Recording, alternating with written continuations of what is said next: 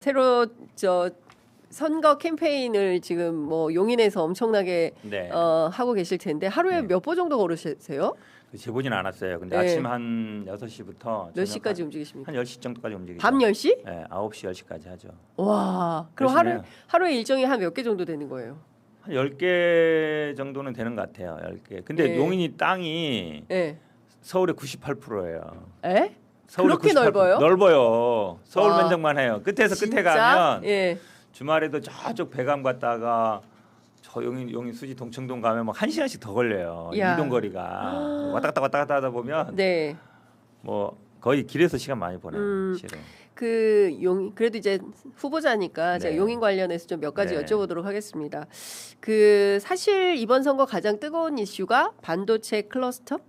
그렇죠. 예. 반도체 단지. 네, 이 지역으로 이전할 수도 있다. 근데 이전 가능하겠나 싶은데 불가능해요. 어떻게 이전 보십니까? 없어요, 사실은. 원한 대로 불가능하다. 갑니다. 예, 원한 대로 간다. 네. 예. 이게 사실은 반도체 단지가 두 개 있습니다. SKT 하이닉스 단지가 있고 삼성 국가산단이 있는데 SKT 하이닉스 단지는 4개가 들어오는데 팹이 이미 네. 1기 팹은 거의 다 지었어요. 그다음에 삼성전자 국가산단이 6개 팹이 들어오는데 네. 이미 토지 보상을 한 지금 43% 정도 했고 국가산단에 네. 올해 말까지 보상을 마칠 겁니다. 네. 내년 초 되면 공사 들어가고 그래서 저는 제 임기 내에 2030년 6월까지 삼성전자 1기 팹을 완성하겠다. 이걸 이제 일본 공약으로 내세우고 있어요. 네. 그래서 이게 지금 현 시장이나 아니면 이런 분들이 자꾸 뭐 민주당 정권이 들어오니까 정부가 들어오니까 이걸 호남에 이전하려고 한다 논란이 많았잖아요. 네, 뭐 근데 새만금으로 새만금이다. 간다. 근데 새만금은 현대차에서 네. 뭐 로봇이라든지 이런 쪽으로 이제 구조 정도 투자하기로 했잖아요. 그렇게 오히려 이미 확정된 국가의 전략 산업을 이걸 옮기는 문제가 아니라 네. 그러니까 지방 균형 발전 당연히 해야 되죠. 근데 각자의 산업을 해나가면 되는 거예요. 네. 이미 확정된 거를 자꾸 옮기는 건 말이 안 되고 흔들려고 하면 안 그렇죠. 된다. 가장 큰 게 사실은 경기 남부에 이 반도체 벨트가 형성돼 있어요. 이미 원래 삼성 반도체는 기흥에서 시작했거든요. 네. 기흥에서 시작했고 화성 공장이 있고 지금 평택 막 짓고 있거든요. 네. 그다음에 용인에 들어서고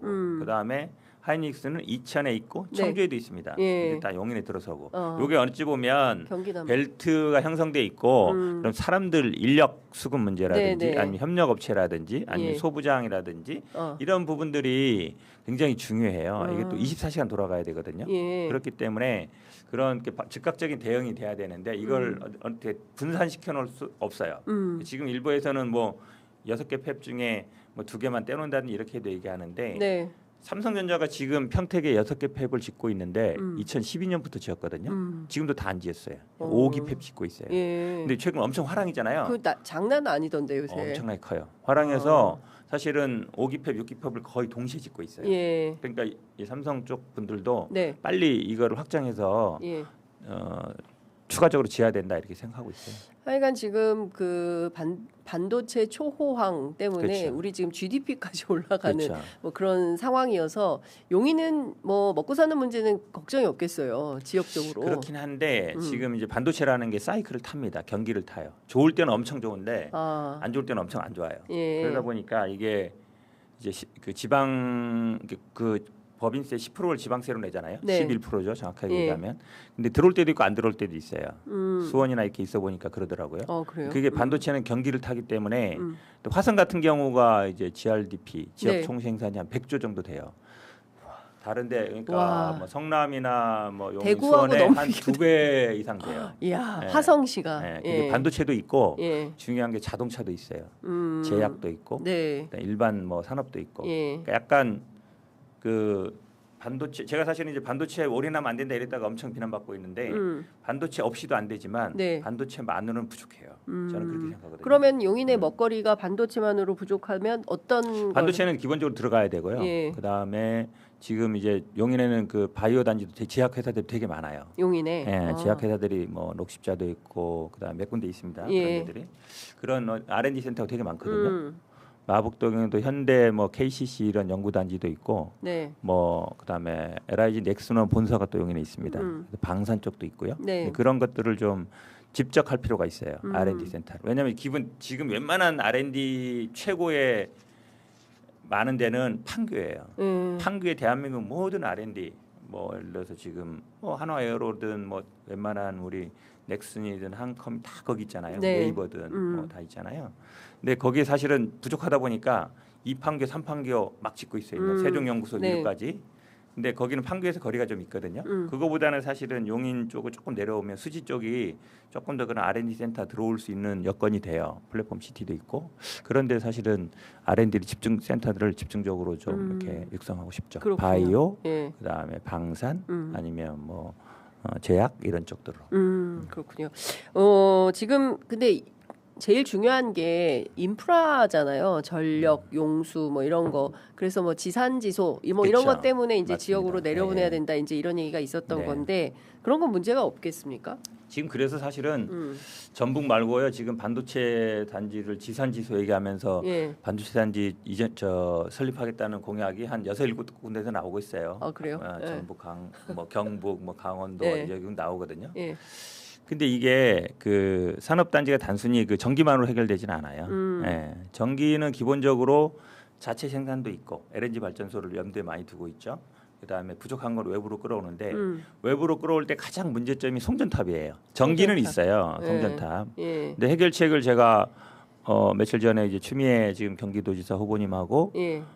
평택도 갔다 오고 평택 삼성 그다음에 저 용인에 들어오는 LH가 짓고 있는 국가산단 네. 삼성전자 들어온 데도 갔다 오고 그다음에 SK 하이닉스는 이미 1기 팹을 거의 지어고 있는데 거기도 이게 세 군데를 가봤거든요. 네. 그랬더니 하이닉스는 전기 문제를 어떻게 해결했냐 그러면 송전탑은 위로 지나가니까 문제잖아요.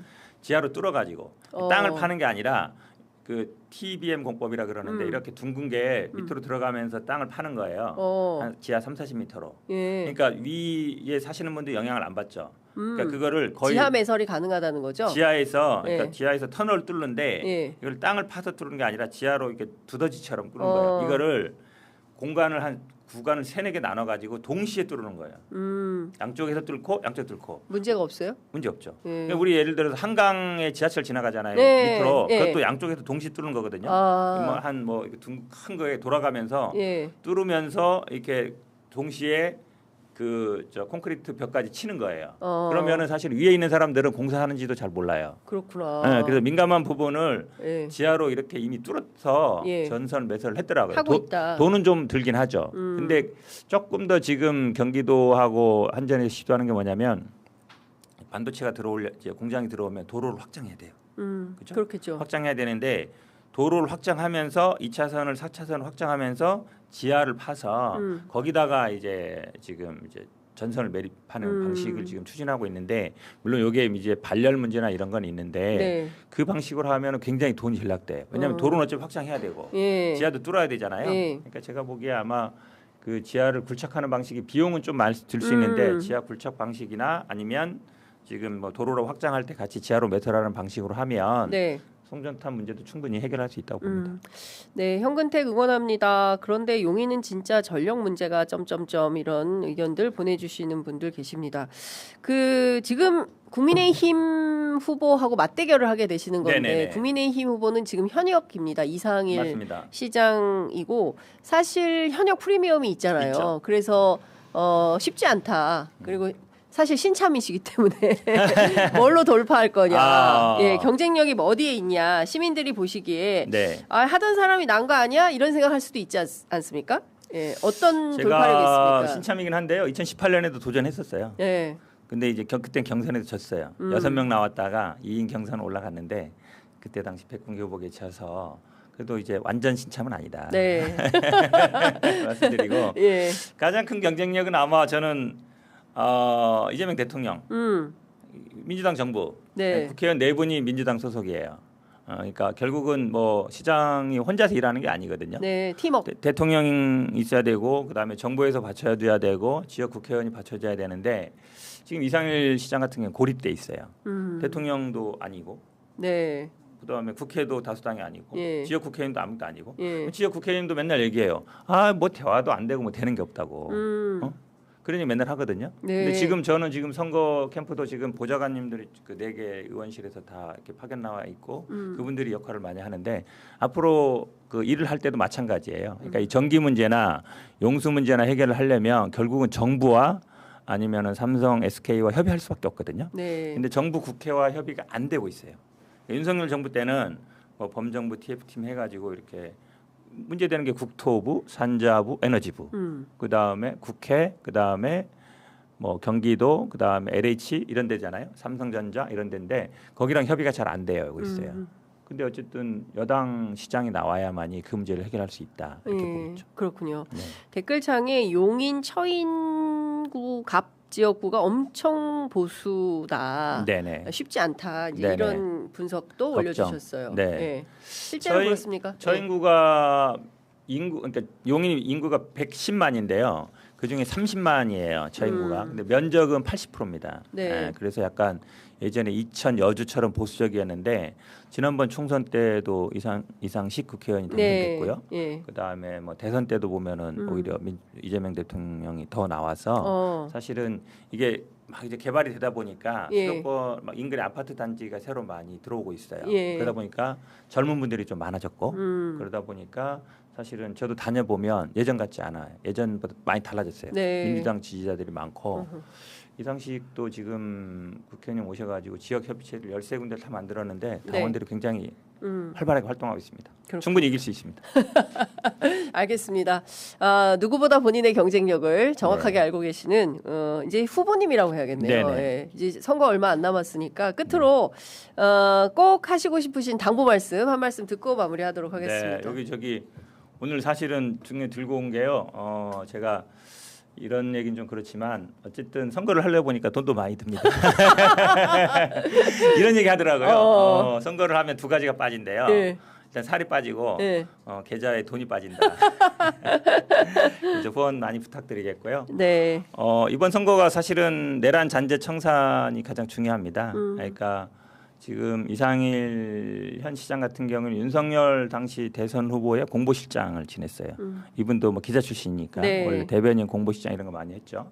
저는 22년 선거 당시에 또 이재명 대통령 대변인을 했고 내란 세력인 윤석열 공보실장이냐 아니면 지금 이재명 정부의 대변인 대선 후보 때 대변인 했으니까 출신이냐의 대결이라고 보는데요. 결국 윤석열 대 이재명 대결이다 보고 그러니까 지방에서의 윤석열 잔재 내란 세력을 몰아내는 게 저는 이번 선거의 핵심이라 보고 있습니다. 그래야만이 또 제대로 국민들이 그 이재명 정부가 바뀐 걸 체감할 수 있거든요. 그러니까 국가에서 아무리 해도 지역에서 안 바뀌면 실행이 잘 안 돼요.